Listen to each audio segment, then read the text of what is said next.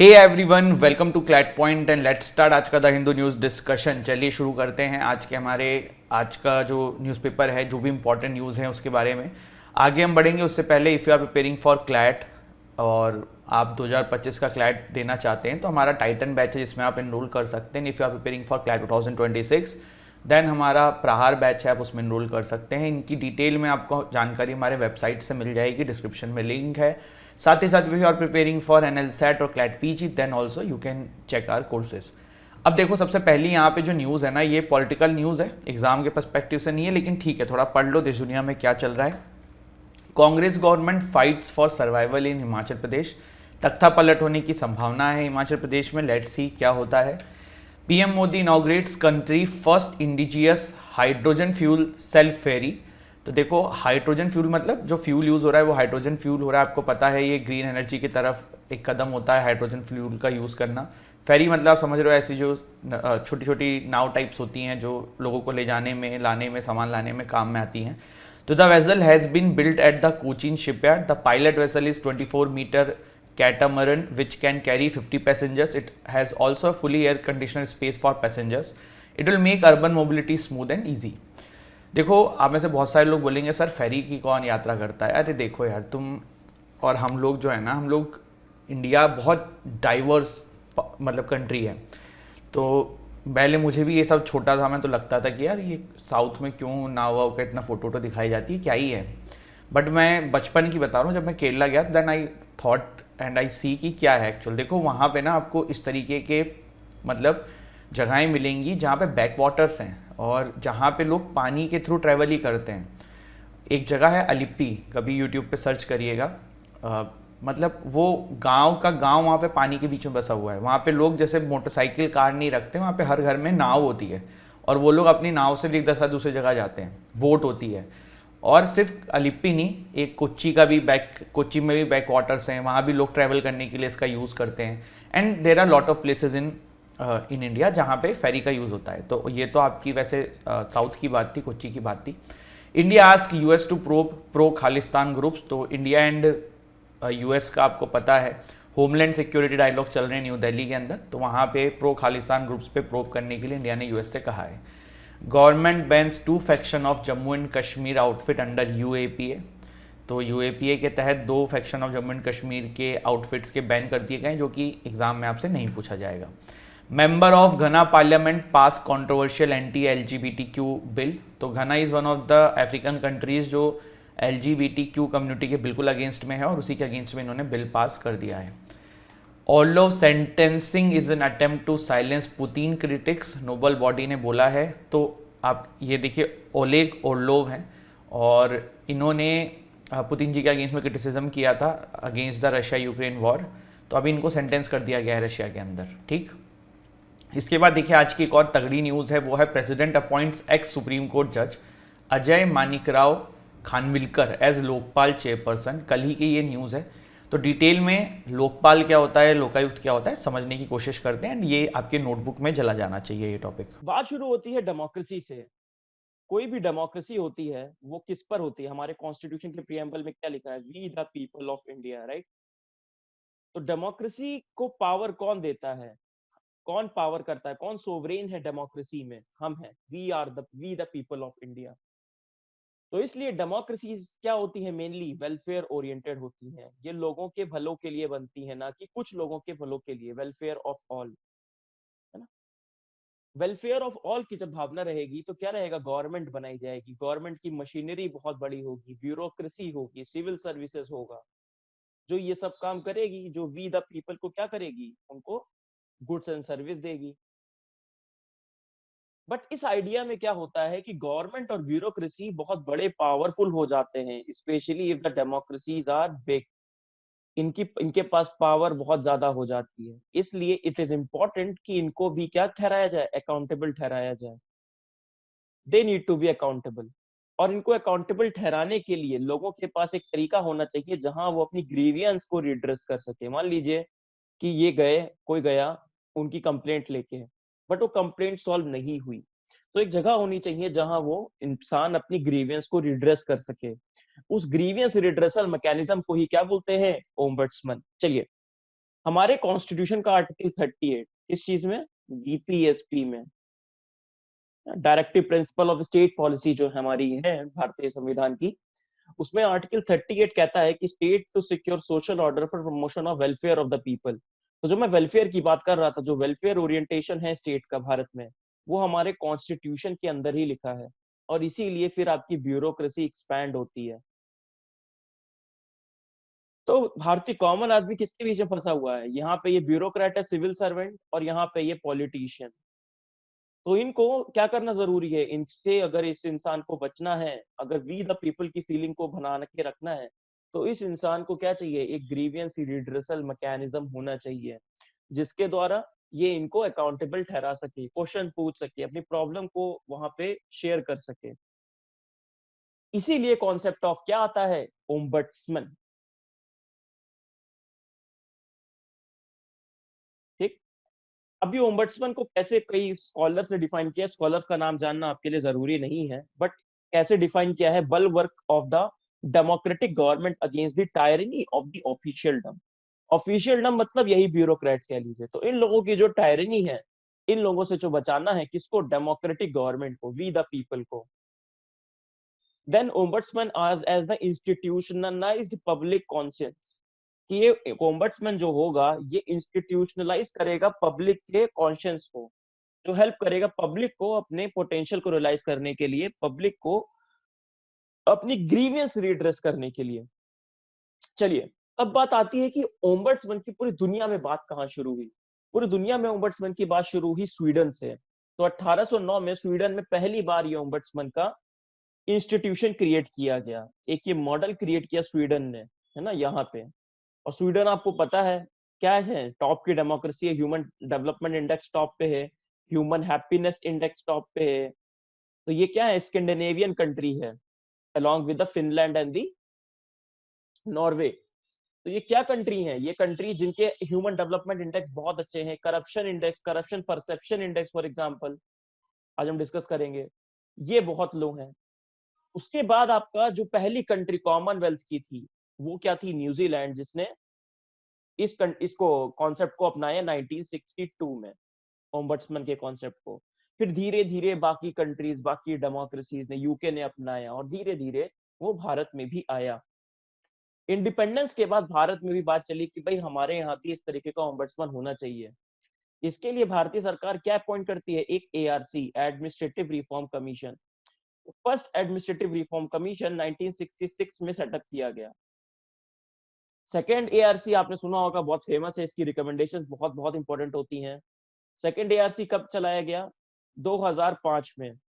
तो जो first ARC था, उसने ही रिकमेंड किया कि भाई दो हमारे पास इंस्टीट्यूशन होने चाहिए। क्या होना चाहिए? एक लोकपाल होना चाहिए, एक लोकपाल होना चाहिए और एक लोकायुक्त होना चाहिए। लोकपाल का होना चाहिए सेंटर में होना चाहिए, दिल्ली में, और लोकायुक्त का होना चाहिए हर स्टेट में होना चाहिए। जैसे चीफ एक इलेक्शन कमिश्नर होना चाहिए सेंटर में, और स्टेट इलेक्शन कमीशन होना चाहिए स्टेट्स में। तो उस तरीके की बात।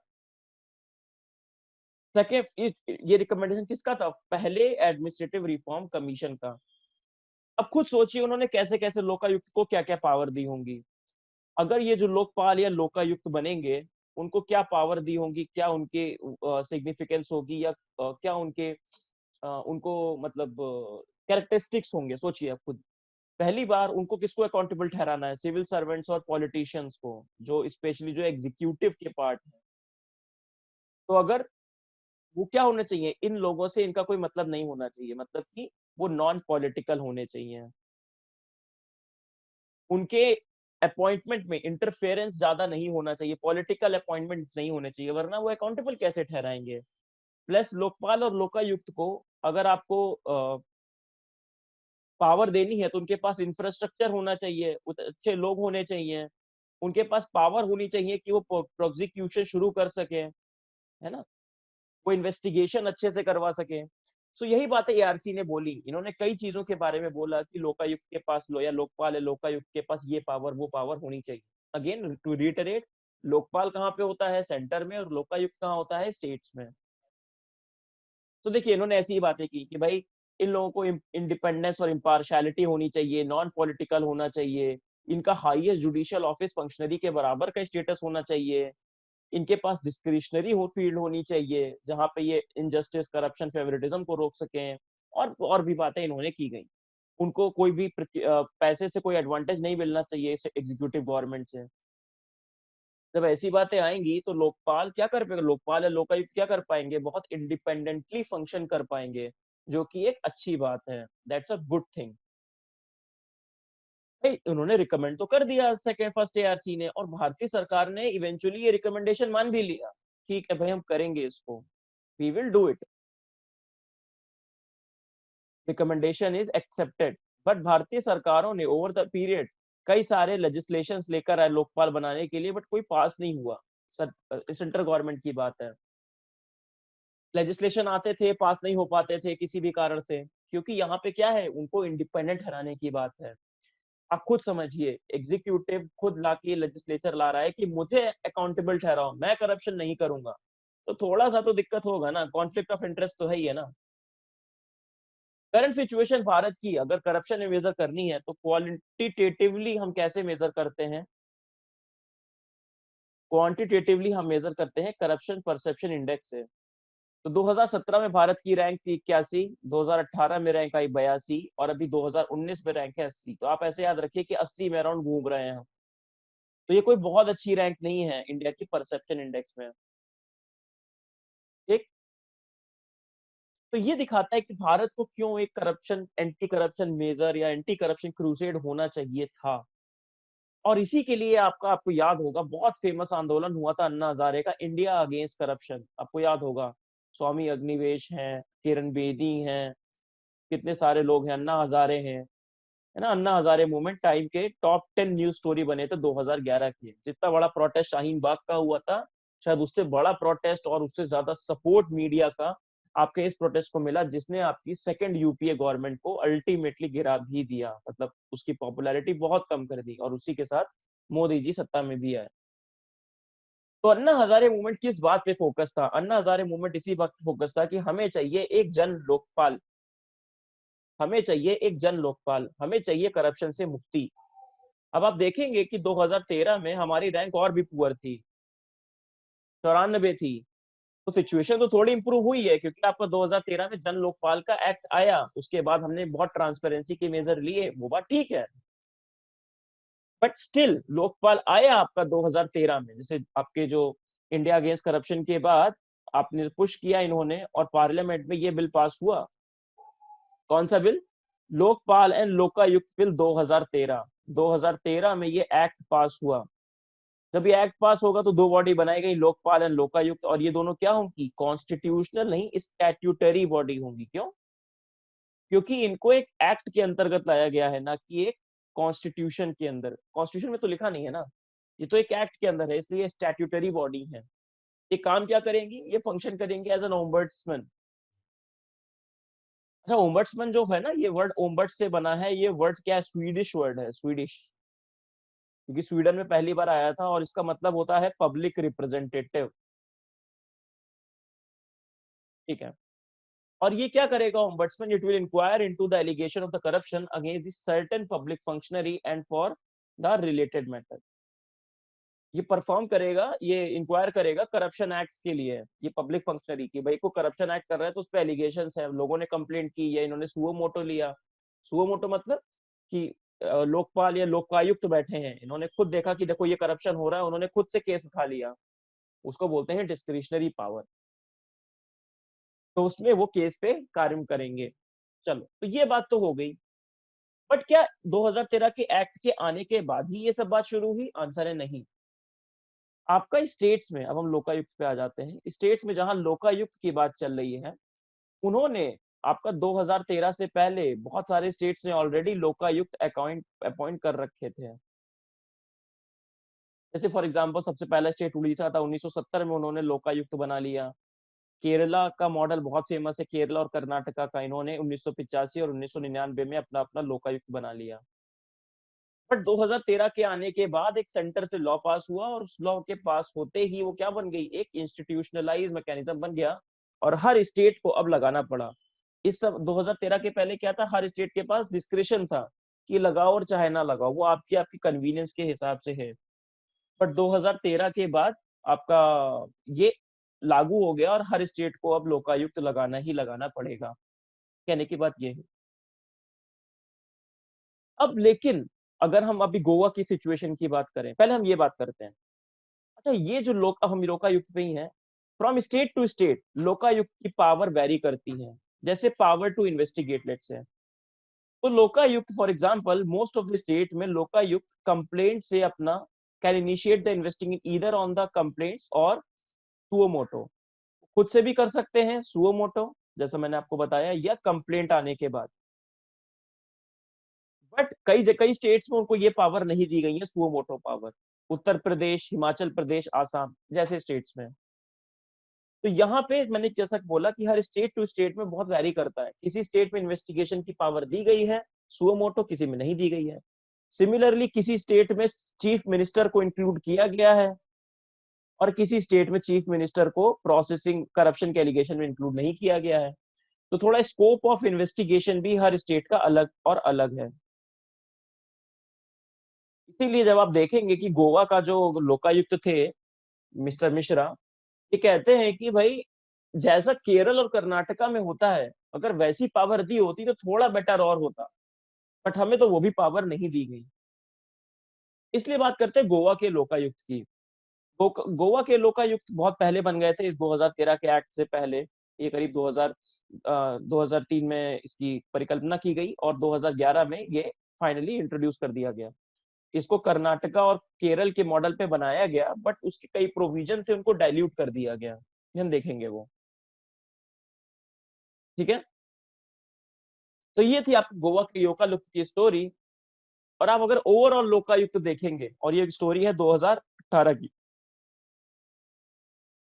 लोकपाल की तो बात छोड़िए, उसको हम एक दिन डिस्कस करेंगे। लोकपाल को 2013 के बाद अपॉइंट होते होते 2017-18 हो गया। ठीक, वो बात तो बहुत अलग है। लोकायुक्त में भी बहुत सारे स्टेट्स है जहां पे लोकायुक्त की बॉडी तो बना दी कि भाई ये ऑफिस है लोकायुक्त का, बट अंदर लोकायुक्त अपॉइंट नहीं किया। तो स्टेट्स विदाउट लोकायुक्त, आप देख सकते हैं कितने स्टेट्स में लोकायुक्त को अपॉइंट नहीं किया गया। तो अगर हम मॉडल स्टेट्स की बात करें, अच्छे जो स्टेट्स ने काम किया है वो कर्नाटका और केरल ने अच्छा काम किया है अपॉइंटमेंट ऑफ द लोकायुक्त। और अगर हम चैलेंजेस की बात करें कि लोकायुक्त के और क्या चैलेंजेस हैं जो गोवा के लोकायुक्त ने आइडेंटिफाई किए। पहला, ओवरबर्डन। देखिए, कॉमन आदमी को कोई दिक्कत है, वो क्या करता है, एफआईआर साइन करता है, एफआईआर फाइल करता है। पर पुलिस एफआईआर फाइल नहीं करती कभी कभी, आपको पता है, आपके पर्सनल एक्सपीरियंस से। तो ये कंप्लेंट लेके कहाँ जाएगा, ये जाएगा लोकायुक्त के पास। अगर ये एफआईआर फाइल हो गई होती तो लीगल जुडिशियल प्रोसीडिंग चालू होती है और उस पर काम आगे होता। पर ये लोकायुक्त के पास आता है, तो इसलिए क्या हो रहा है, जब पुलिस सपोर्ट नहीं कर रही है, lack of support from police है, तो लोकायुक्त क्या हो रहा है, ओवरबर्डन हो रहा है। इनके पास इतने केस आ गए 6 महीने के अंदर ही, इनके पास बहुत सारे केस, 180 प्लस केस आ गए 6 महीने के अंदर ही। इनका 6-7 महीने का टेन्योर था। दूसरा, गोवा के लोकायुक्त कहते हैं कि चाहे जो भी पॉलिटिकल पार्टी पावर में रहे, चाहे बीजेपी रहे, चाहे कांग्रेस रहे, चाहे कोई भी रहे या कोलिशन रहे, प्रॉब्लम एज इट इज है। Bureaucratic indifference, bureaucratic apathy to the public. Bureaucratic apathy मतलब पब्लिक की नहीं सुननी है तो नहीं सुननी है, चाहे वो बीजेपी हो चाहे कांग्रेस हो। तो इसका मतलब वो कहते हैं कि respective non partisan public apathy है। पार्टी का तो कोई मतलब ही नहीं है इससे, ये नॉन पार्टीजन है। ये मतलब सबके साथ ये ऐसा कर रहे हैं, जो कि गलत बात है। फिर बोलते हैं लैक ऑफ पावर। कहते हैं लोकपाल को, लोकायुक्त को पावर नहीं है, लैक ऑफ पावर है। किस चीज की, प्रोसिक्यूशन की, जैसे कि कर्नाटका और केरला में है। भाई कंप्लेंट आई और लोकायुक्त ने बोला कि भाई अब इस पे इन्वेस्टिगेशन होगी, तो लोकायुक्त के पास इतनी पावर नहीं है अपने आप को इन्फोर्स करने की, कि भाई अगर लोकायुक्त ने बोला है तो इन्वेस्टिगेशन शुरू हो जानी चाहिए। दूसरी पावर, लोकायुक्त के पास कंटेम्प्ट का भी पावर नहीं है। जब हम कंटेम्प्ट ऑफ सुप्रीम कोर्ट पढ़ेंगे एक दिन, एक करंट अफेयर्स में, मतलब कि लोकायुक्त के पास अगर लोकायुक्त की बात किसी ने नहीं मानी, तो उसका अगर उस पे लोकायुक्त को पावर नहीं है कि उसको पनिश करने की। जैसे सुप्रीम कोर्ट है, प्रशांत भूषण का केस था, सुप्रीम कोर्ट की बात नहीं मानी प्रशांत भूषण ने फॉर एग्जाम्पल, तो सुप्रीम कोर्ट क्या कह सकता है कि भाई आपको ये पनिशमेंट हम दे रहे हैं। तो लोकायुक्त के पास कंटेम्प्ट का पावर नहीं है। और सेकंड एआरसी ने क्या बोला था कि भाई हाईएस्ट जुडिशियल अथॉरिटी का स्टेटस होना चाहिए, नहीं तो ये तो गलत बात है। नेक्स्ट बात करें हम lack of infrastructure and human resource. देखिए कोई भी इंस्टीट्यूशन अच्छे से काम तब तक नहीं कर सकता जब तक उसके पास एक इंफ्रास्ट्रक्चर और उसके साथ काम करने के लिए लोग ना हो। आप खुद समझिए, अगर लोकायुक्त हैं उनके साथ काम करने के लिए बाबू लोग नहीं है, क्लर्क्स नहीं है, इन्वेस्टिगेशन के लिए अच्छी विंग नहीं है, पुलिस ऑफिसर्स नहीं दे रही है सेंट्रल गवर्नमेंट या स्टेट गवर्नमेंट, सॉरी उनको स्टेट गवर्नमेंट सपोर्ट नहीं कर रही, पॉलिटिकल विल नहीं है स्टेट गवर्नमेंट की, सीएम नहीं चाहता कि लोकायुक्त अच्छे से काम करे, तो ना वो फंडिंग करेगा, ना वो लोग देगा, ना वो हेल्प करेगा। और ये बहुत बड़े चैलेंज है आपके लोकायुक्त के साथ, lack of infrastructure and the human resource.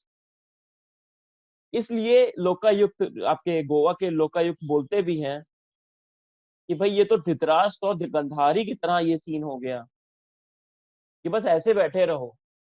और वो कहते हैं कि भाई केवल हम बोलते तो रहते हैं बहुत सारी, ये जो मोह है ना, पुत्र मोह और पार्टी मोह, ये सब हम रूफ टॉप से चिल्ला चिल्ला के बोलते तो हैं करप्शन के लिए कि करप्शन रोको, करप्शन रोको, करप्शन रोको।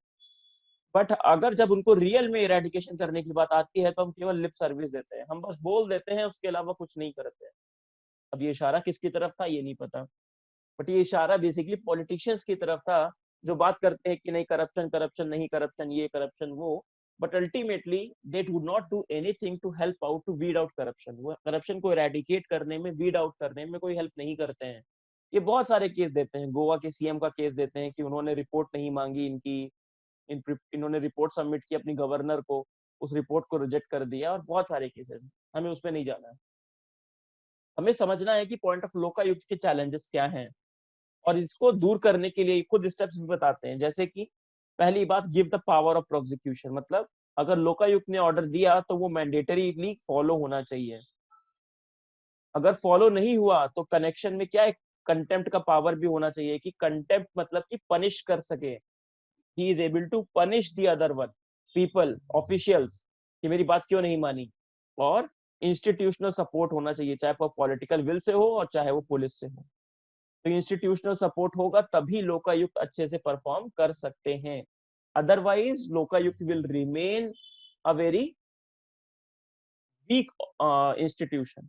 तो भी करप्शन वो क्या रह जाएगा कि भाई करप्शन हटाना है, वो क्या रह जाएगा, केवल एक रिटोरिक रह जाएगा, वो कभी रियलिटी में कन्वर्ट नहीं करेगा। तो इसको अगर कन्वर्ट करना है रियलिटी में तो आपको क्या चाहिए, स्ट्रॉन्ग इंस्टीट्यूशंस चाहिए, and one of the strong institutions at the state level is Lokayukta.